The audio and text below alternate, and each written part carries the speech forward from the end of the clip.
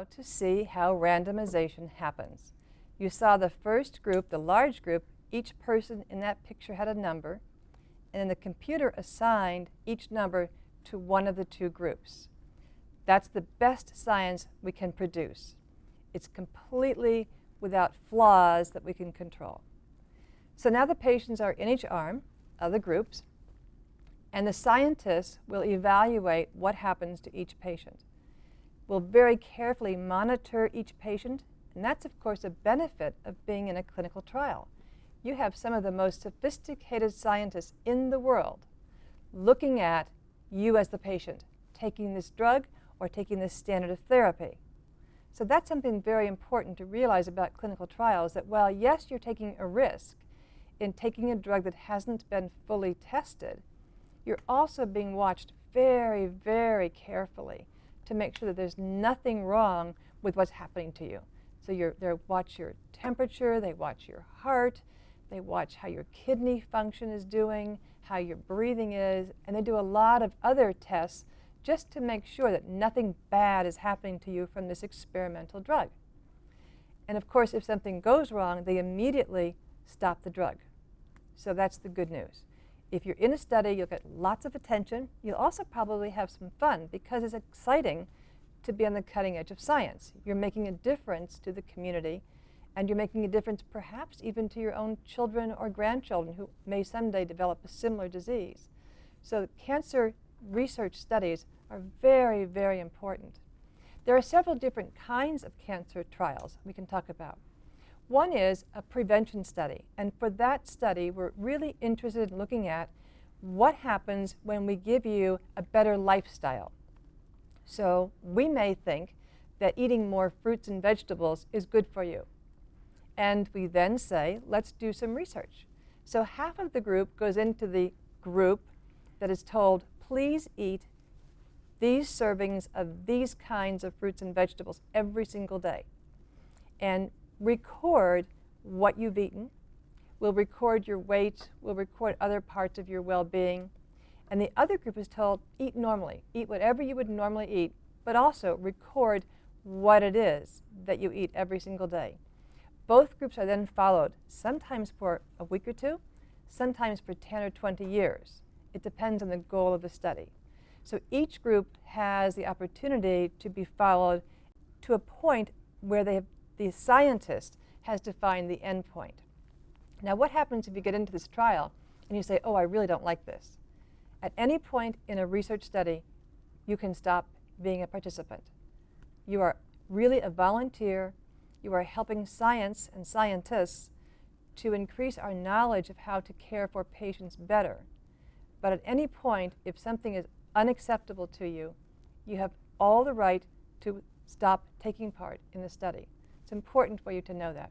Now, we'd like you not to do that because that makes it harder for us to do research.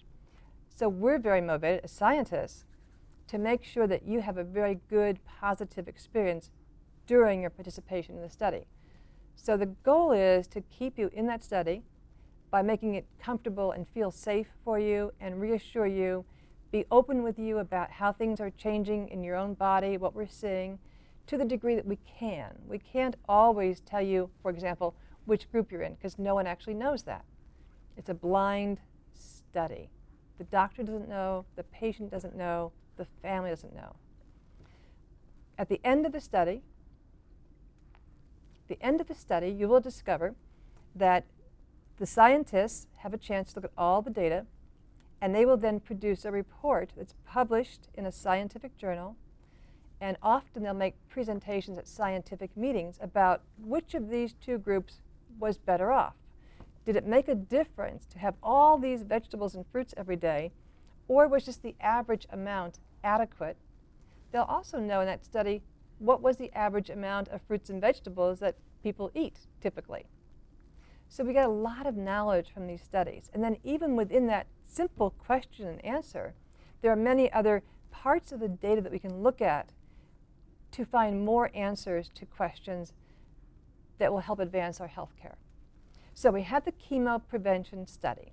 We also have treatment studies. What if you have breast cancer or prostate cancer, lung cancer, At that point, you would be eligible for a treatment study.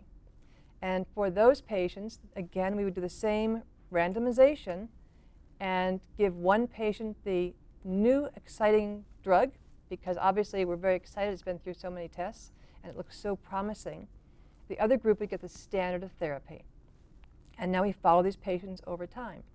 The same procedure happens. People are randomized, people get the medicine or the therapy, and they're followed very, very carefully for months, years, the rest of their life, depending on the study.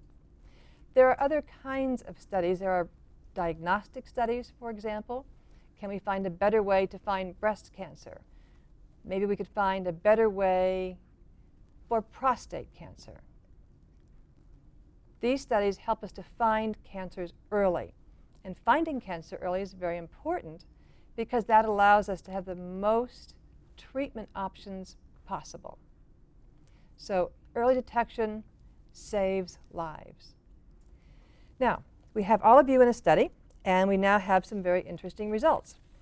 That information is now published around the world. Any scientist in the world has access to that information. They don't have access to you personally.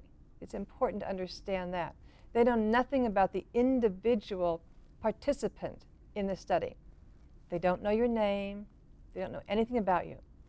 All they know is that of the 500 people in the study, half were in the control group, half were in the experimental group. And they will then know that the experimental group perhaps did much better than the control group. And at that point, we have a new therapy or a new way of diagnosing patients better. So patients stand to gain a great deal from research studies, but future generations also will benefit from this knowledge.